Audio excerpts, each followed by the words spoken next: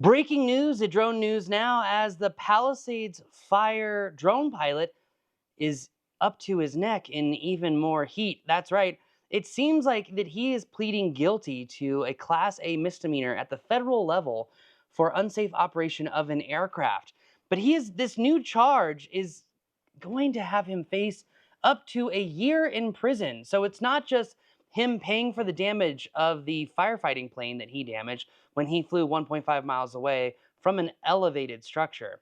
What's even funnier about this particular news story is that the man who is actually behind flying this drone into a firefighting plane is actually the president of Skydance Interactive.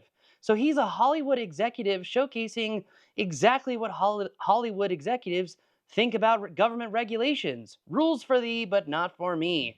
Well, now he's finding out from acting attorney Joseph T. McNally that he says, and I quote, "The defendant recklessly flew an aircraft into airspace where first responders were risking their lives in an attempt to protect lives and property. This caused damage to a Super Scooper plane, and it is a stark reminder that flying drones during a time of emergency poses an extreme threat to personnel trying to help people and compromises the overall ability of police and fire to conduct life-saving operations.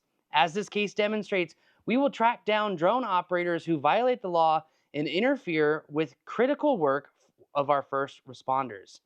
Very interesting, very, very interesting here, as this misdemeanor carries, again, a potential 1-year federal prison sentence.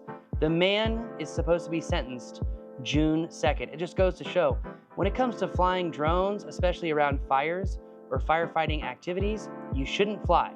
I know this is a no-brainer for 99% of you, but for the other 1%, well, think critically and maybe you'll avoid prison. I don't know.